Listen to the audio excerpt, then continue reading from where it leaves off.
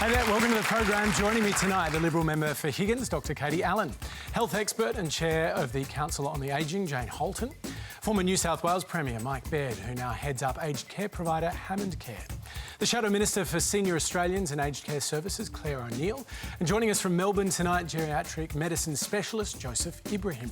Please make all of them feel welcome. I want to introduce you to Tim Granger and his daughter Prudence, who are here. Tim, it's a few years since we last spoke. You were diagnosed with dementia, I think, when you were 51. You're now 56. How are you doing? Going well. Yeah. So I've got a little bit of problem with speech. Yeah. So, sorry, what was your? I wanted to know how you're doing, because I know you're living at home with your beautiful wife, your wonderful daughter, Prue. How do you feel about the prospect of one day going into an aged care facility? I'd be horrified if it was me.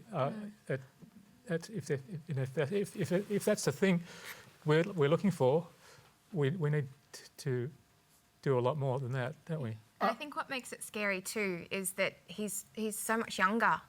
He's going to be potentially going in his 60s or sooner, which we really want to avoid. But if that occurs, how can he live his best life in these facilities that aren't really set up for him at his age? And it's an issue. There's more people getting diagnosed with early onset Alzheimer's. I know from talking to you and your wife previously that it has been a conversation, and I'm sure it continues to be one for you guys.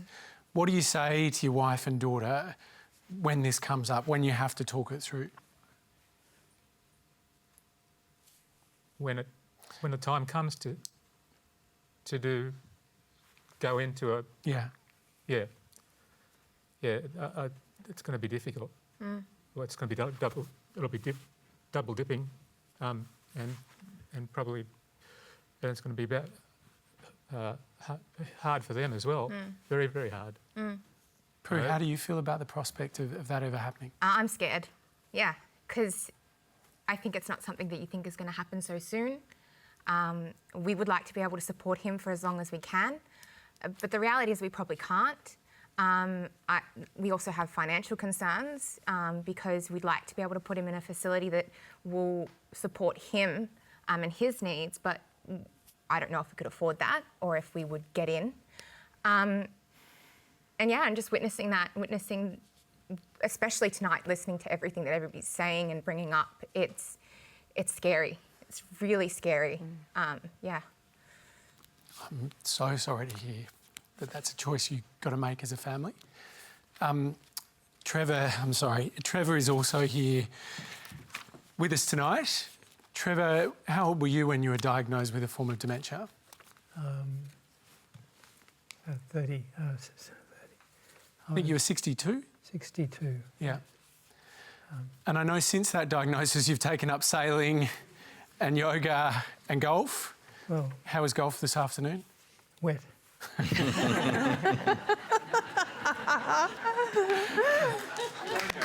it. But I did scrub up. You scrub up brilliantly, Trevor. How do you feel about the prospect of ever going into an aged care facility? I'd avoid it like the plague, for starters, and after that, I'd continue to find an alternative.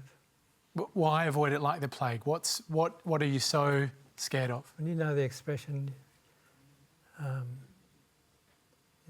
knows as much as a brain surgeon. And I think,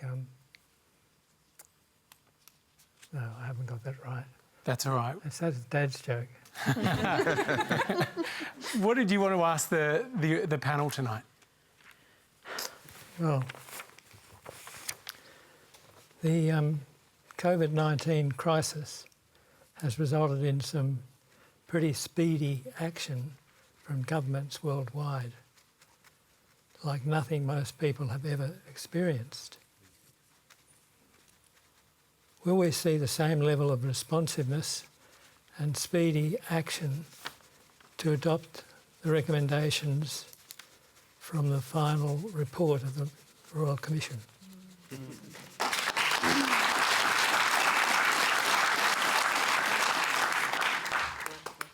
Does the immediate future... Oh, sorry. Just hold on, Joseph. There's a final bit to Trevor's question, and we'll let him get that out. Thank you. Does the future hold any hope for me and my dementia mates, all 472,000 of them?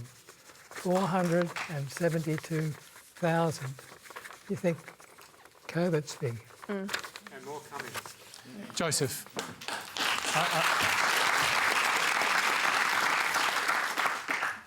I was thinking there was a Melbourne-Sydney bias having been frozen out of the conversation, but the short answer is, will there be the speed of action that we saw with COVID? No, there absolutely won't be. There's no track record demonstrating government's willingness to do that. There's no demonstrated action from the opposition to hold them to account.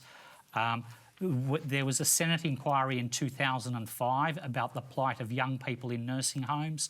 That was over 15 years ago. A promise was made that young people, those under 65, wouldn't be in nursing homes, and it remains a problem 15 years later, and was one of the recommendations addressed in the neglect or the interim report of the Royal Commission. It still hasn't been fully dealt with. That remains a massive problem. There is, and it is possible to maintain people with dementia at home for much longer than is currently happening. And if you see the practices that occur for young men with acquired brain injury who have extensive support services to themselves and their families, that's able to be maintained. There's discrimination that occurs when you get old, and the minute you hit 65, you no longer are eligible for disability services. I'd be encouraging everyone who has dementia to be applying through to NDIS and lobbying for that to be accepted as a disability, because your life would be substantially different with that versus going into the aged care system. Joseph, I just want to ask, Trevor and Tim, are they right to be as afraid as they are? Yes. Well, a short answer is yes, because It is. the way that aged care is currently structured, and you know, the panel's given examples where their loved ones have been well looked after, and I presume that's because they're from a high-income professional background with a reputation, who know who to ask, where to go, and people pay attention when they arrive. For the average patient that I see, the person in low socioeconomic group that has no money, that's a pensioner, they're terrified. They can't stand up for themselves. They do not get listened to. They do not know where to go, and they're scared to prosecute a complaint. And the most important thing about your life as you get older is having some semblance of control, some choice where you can exercise what it is that you want to do with your day. And that is lost in the task-based focus in residential aged care. The care workers don't like the task-based focus, but if they spend time to make a person feel better or feel human, that doesn't get logged as a billable minute or hour. They don't get rewarded for making a person feel better. They get rewarded for completing a task, which is showering this number of people in this set time. Okay. And so we've lost the dignity of the person in aged care, and all of the conversation doesn't focus on the dignity of the person. The other point, while I've got the microphone, is this issue of transparency. It would be lovely to have transparency, but the government and Parliament have actively worked, as have the providers, actively worked against transparency for the resident and their family. There's no good measurement of quality performance, and we've had that in hospitals for 2 decades. You cannot find out how many staff work in a home, and there's been 2 amendments that have been knocked back in Parliament last year and the year before, which would have informed families how many people actually work here. Following the revelation of Brittany Higgins, the spotlight has been on Parliament House and its culture of silencing women who experience abuse and sexual assaults. There are 50 cases of sexual abuse and assaults in nursing homes every week. Why is there no outrage about this cold, hard fact? Why is nobody held accountable? And why have we as a community decided that older women are not counted and they don't matter? Joseph Ibrahim. Well, I think Hamish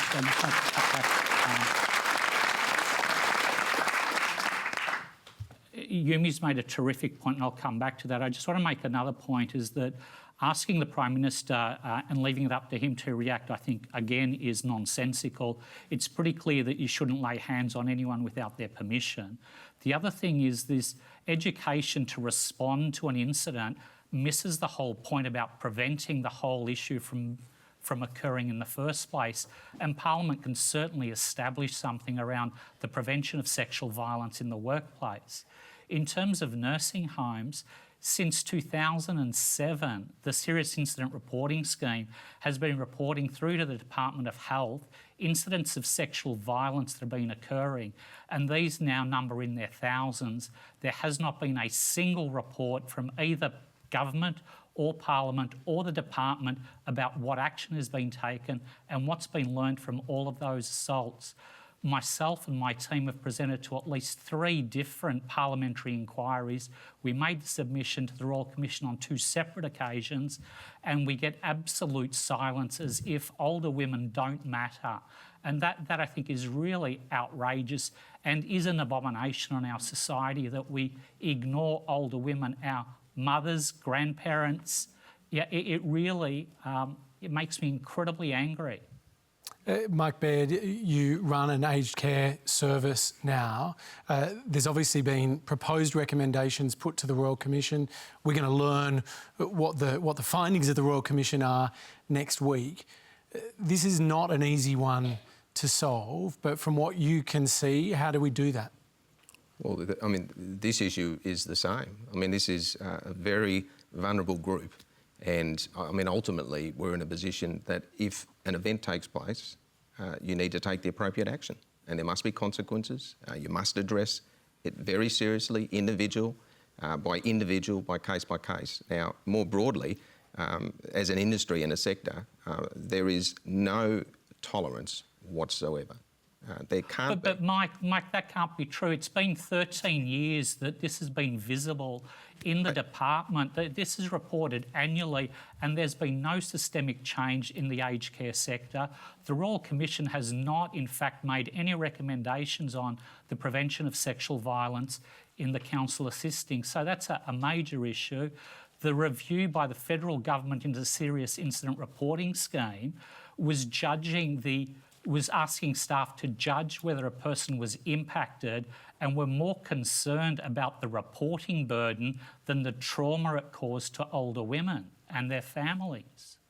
Yeah, well, Joseph, I mean, I'm not in any way disagreeing with you. I mean, part of the reason we're here tonight is there's a number of issues that haven't been addressed. And you know, this is an incredibly important issue. Matters of broad care are incredibly important. Every single one we have to do better on. And the onus is on the providers. The onus is on the sector. Mike, how would you motivate government, given that you've been the Premier? How would you motivate government and the department to take action? Well, no, Joseph, that's on us. You know, that's on the providers. You know, we oversee these residential homes. We have. So then, do you think the provider should be criminally responsible for those actions? Are you taking that level of responsibility to the sector? Well, yeah, I mean, it is important you do it case by case, Joseph. I think the broader issue... case by case... Sorry, Mike, but case by case does not address what is in fact an epidemic. We don't treat COVID case by case. We take a systems view and we look at what's happening in terms of the culture of the country and what happens at the individual level. Every case has to be dealt with and looked after with compassion. But when you get this volume of assaults occurring, this isn't one place. In the same way that people are calling out far more assaults that have occurred in Parliament, following Brittany's brave stand, and there's bound to be a whole lot more that just people aren't willing to speak up. It's not enough to say we're going to deal with it case by case. It allows people to brush over it and pretend that it's not a problem. OK. At this point, I just want to remind everyone watching, if this conversation raises any issues for you, you can contact 1800 RESPECT or Lifeline on the numbers that are on your screen right now.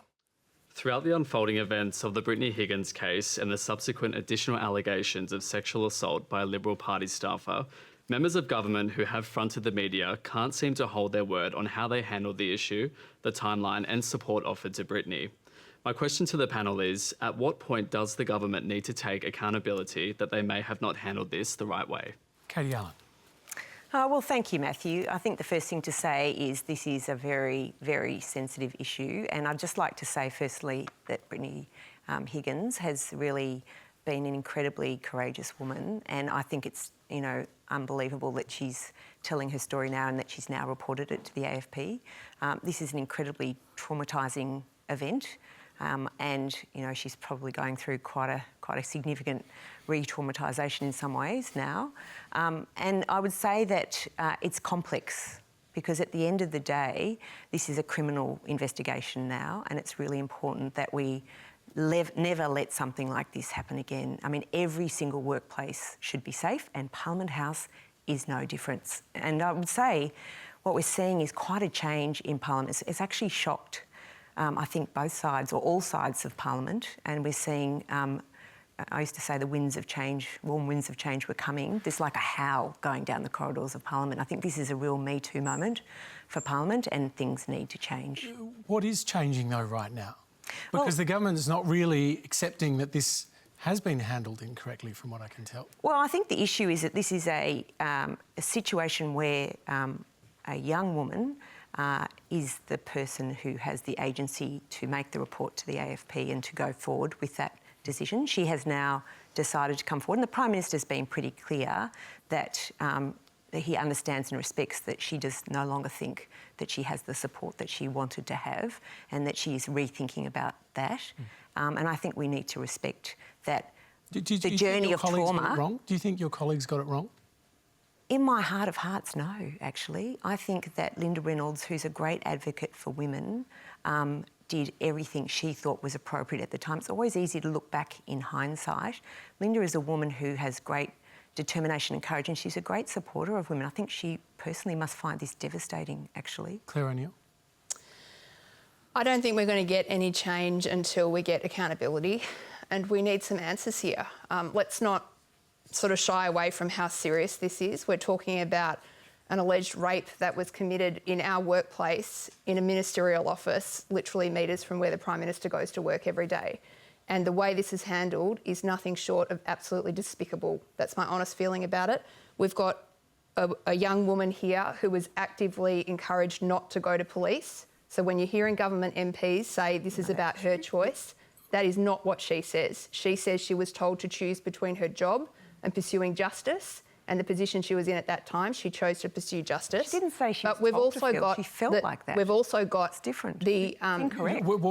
Sorry, can I just continue? We've also got the fact that we know that many people around the Prime Minister at the time knew about this, and he claims that he didn't know, which I think is frankly pretty implausible. But what is really going on here is people have covered up a crime. And let's remember that the ultimate thing that happened here is that the alleged perpetrator of this crime left the Parliament not in handcuffs, but with references from people who work for the government, and then he went on to commit another alleged sexual assault. So the idea that this is not a matter of public interest of the highest order is just wrong, and what we need to keep doing is pursuing the Prime Minister until these questions are answered. We need to make clear these are allegations at this stage. What did you object to? Well, you know, I think that the way that it's been, I think the way that you're speaking about, Claire, doesn't really reflect the way that I've seen the events unfold. And I just think shouldn't we listen to Brittany Higgins? She's the one with agency here, and she says she doesn't have a choice. She didn't say she was told. She said she felt that she had to make a choice. And I think there are a lot of women, and I think this goes back to a wider cultural issue. I think women feel this sense of injustice about not being able to speak out. And I've heard from women who've rung me up, constituents who've rung me up and said, we have not wanted to speak out about allegations of sexual violence, sexual harassment, because we worry about the consequences. We worry that if we go to the courts, we won't get a fair hearing, and they're worried about the cultural aspect. So you're saying there's going to be change. There is winds, howls of change. There are 4 separate inquiries that are going to take place now. Will the findings of all of those be made public? Well, I think the first thing to say is that needs to be an arm's length inquiry. I think that the public deserve and This is a simple question. Will they be made public? Well, I'm not the decision maker, so I can't make a comment about what the outcomes will be. My understanding is they'll be made public, but I can't make that. Oh, look, that's unfair, Hamish. I can't make that declaration because I'm not the executive. What I would say is that... Do you think they should be made public, though? I think they should be made public, Sorry, absolutely. Hamish, could I step in? There's no track record with the government or parliament making these types of inquiries public, and they're more likely to be kept locked in a drawer. I think the other point to make here is the point scoring from both political parties forgets the survivor in this case. And to express shock that sexual violence could occur in Parliament, I think beggars belief here. We know that there's a millennia of sexual violence towards women, that 1 in 6 women in our community are subjected to sexual violence. To imagine this wouldn't occur in Parliament is a nonsense, especially when Parliament sets and condones a standard of really poor behaviour and a lack of respect for individuals. And we see that every day, and we're seeing it again here today on the panel. Clare O'Neill, this is not just about one side of politics. Are you aware of any of your colleagues who could be similar, subject to similar accusations? Not specifically, but I don't think anyone in my side of politics has ever said that this is just about something that's going on in the Liberal Party. I think, in fairness, the issues there, the cultural issues there are much more severe, and that's why we keep seeing this sort of pattern of events with women who say that they've been sexually assaulted and basically have been silenced and not allowed to tell their story. But there's no question that there would be issues in every political party about this issue. And I think Joe makes some good points there about the political process and how we treat one another in politics. It's actually not, the dignified kind of line of work that it ought to be. So I think there's big work to be done here across the parliament. But I say again, we're not going to get there if basically the government continues to treat this as some kind of political sex scandal rather than what it is, which is an alleged rape for which there's a 12-year jail sentence attached. It's an incredibly serious thing, and I think people need to be honest and come forward and tell us what they knew. So, Hamish... After you, Jo. Thank you. I think we should keep in mind here, and all of us should have huge empathy for Brittany. I mean, she has been through a very difficult situation, and I think to acknowledge that for many women who've heard her story, who probably have been re-traumatised themselves because they've experienced something similar. And I think it's good that we're going to have an inquiry. That's really important. But let's be clear, this is a workplace, and we can move now to put in place standards that guide members of parliament, their chiefs of staff, the security guards, the cleaners, about what they do if they come across an event like this. So I don't know why we need to wait. Why can't we now say, in the event that you come across a circumstance like this, this is what you should do? Because I think it is a fair enough comment that in many cases people are unsure. They think they're being empathetic to the victim. They try to do their best. But I think it's about time, in common with every other workplace. I spent today going through these issues in respect of workplaces. We've got an obligation to our staff. They work for the country. They should be looked after. What should all of these ministers that knew about it have done? Well, I certainly think, and it's not just the ministers, but let's be honest, we are pretty clear that security guards were aware that there was a young woman in serious distress. And the fact that police were not called at that time, I think is regrettable, and the fact that there were not proper escalation procedures that actually brought this to the attention of authorities early, I think is regrettable. And certainly those kind of workplace incidents should be properly reported and then properly dealt with. That's right. Hamish, I think, Hamish... Just want to let Mike Baird in. Firstly, I have seen the story, and Brittany is someone that I cannot quite believe is inspiring the nation. I mean, the courage she's shown, what she's personally been through. She needs, in terms of her personal story, to go through the process. She needs all the support we can possibly give her. She's also calling for change. And I think that's on all of us. And I think that let's not just think of this as one issue. It is ongoing, it is widespread. And it's not just the Commonwealth Parliament. I reflect personally on it, you know, as being in the New South Wales Parliament and a leader of a party and a government. I had a chance to do something significant here and I didn't. And that onus is on me. And I think that I hope that what Brittany has done has said to the nation, we must do more. And it's every work. Are you sorry you didn't do more? Well, I think it's a reflection. So, yeah, I mean, I am. I personally am. Because to have this situation, and there are others that we've heard about, is heartbreaking. They deserve all the support. There should be a culture, and a culture comes from the leadership. There should be a culture that anyone that goes through an event like that should be able to put their hand up and go through it. And there's not enough independence in the parliaments. There's not enough personal support for anyone going through those circumstances. There's not enough accountability and consequences of action. And that's on everyone. So are you saying our federal leaders need to act now, not wait for all of these reviews? They actually need to make the changes now? Look, it is up to them to respond. My point is there must be a response. There must be action. I think when you hear report after report, there's a sense, well, nothing's going to happen. Something must happen and should happen. And I think Mike's exactly right. Can I just hold on, Joseph. I'll take one more point from Katie and then we can move on. I think Mike is absolutely right with that. And I think that we, there is definitely, and I think, Clare, you'd agree, that across the parliament there's this, as I said, a Me Too moment that things need to change. And what I would say is, coming from a professional environment, there are aspects and processes of our workplace that I believe are not professional enough, and I've been calling for professionalisation of things like HR and where to report to, what to do. People come from all different backgrounds and we need to change that culture. Okay, that is all we've got time for tonight. A huge thanks to our wonderful panel. Katie Allen, Jane Halton, Mike Baird, Clare O'Neill and Joseph Ibrahim. Please thank them all.